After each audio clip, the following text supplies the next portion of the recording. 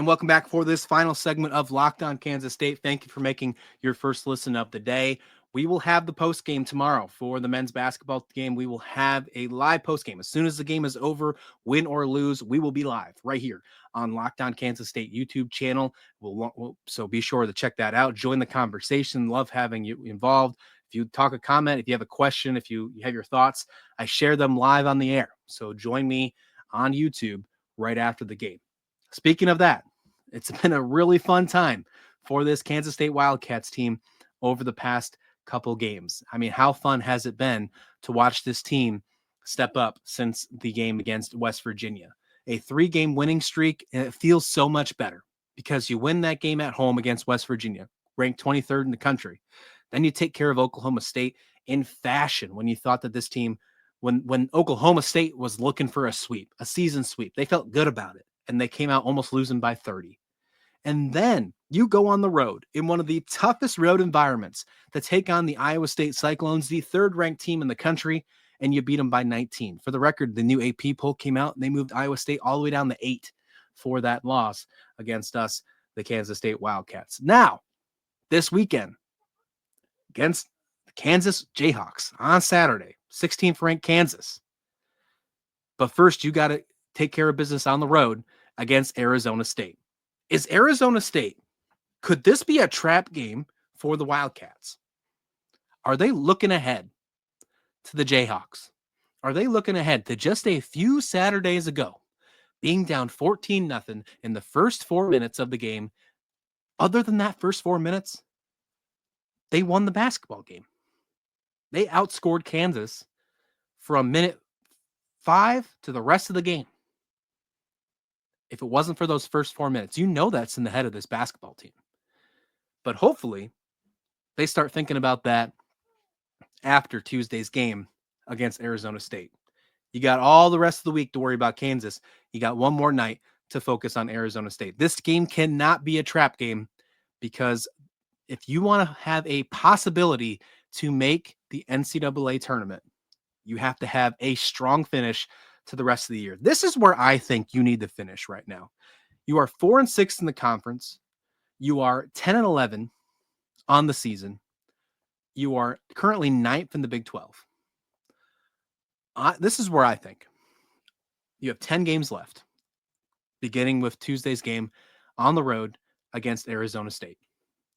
I think you got to go 8-2 to safely 8-2 plus at least one win in the Big 12 tournament. So 1-1 at the very worst. I think if you can do that, you are safely in March Madness. Even if it's a bubble team, even if it's the first 4 in or last 4 in my mind, that's safely in. Like, I think you got it. Where we're at right now, if you can be the last 4 in after the beginning of the season you had, that's safely in my opinion.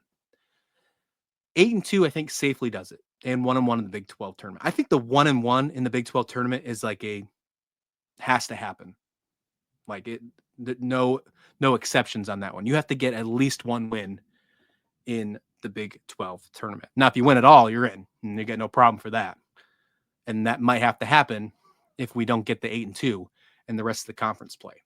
I could potentially see 7-3, but if that's the case, you must win. You must win at least 2 of the 3 against Kansas, Arizona, or the season finale against Iowa State. I think you have to have 2 of those 3 wins if you're going to go 7-3. And I think there's still a chance there. I think that's a fair conversation. If you went 8-2 and even those 2 losses are to some of those ranked opponents, I think you're in really good shape, actually, because quad one losses don't look too bad. I think that's actually your best bet scenario. If you're really honest with you, if you had to lose any games, you're probably going to want to lose some of those really ranked games and take care of everybody else. If you had to lose a game, right? I think I'd rather you lose against Arizona than lose against Utah. I think that would probably be better. I don't know. Does that work? What's your thought process? Do you think, would you rather win against a ranked Arizona team later on in the year, or lose on the road to a pretty bad Utah team this year? What would be better for your resume, right? It doesn't matter for seeding for Big 12 conference play because it's a win and it's a loss in conference play. But what do you think it means for the resume? Either way, I hope it's not a look over game. An Arizona State might be looking a little lazy as well. They might not be completely locked in because they had an interesting game against Arizona. There was some ejections. There was a weird way of their head coach not shaking hands with Tommy Lloyd and the Arizona team at the end of the game. There's a possibility that one of the Arizona State players will be suspended. I haven't heard anything at the moment right now, but there's a possibility that BJ Freeman, who averages almost 13 points a game, may not be able to participate in this one against Kansas State. Regardless of the case of who plays or how that team is acting or behaving, or if maybe they're not fully focused on this one, Kansas State has to be locked in. Has to be locked in. They have to take care of business, and they cannot treat this one like a trap game or a look over game. They can't be focused on Kansas, and I don't think they're going to be because of how this season started. Because the way the season started, they know that every game now is super important. They've lost the games. They've lost to teams that are worse than Arizona State this year, but they most definitely can beat this team on the road.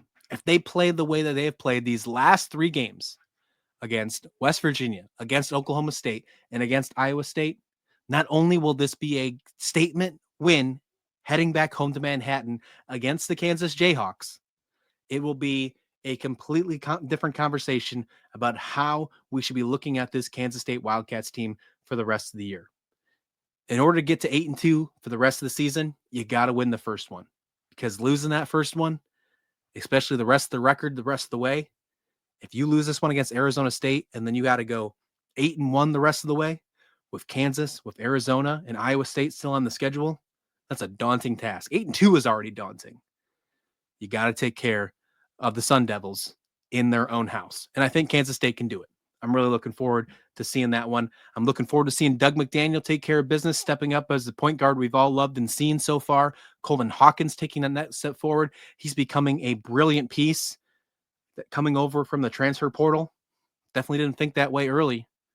And I'm easily okay with eating my own words and eating my shorts on that one. I'm definitely okay with that, if that means this team can find a way to make it happen.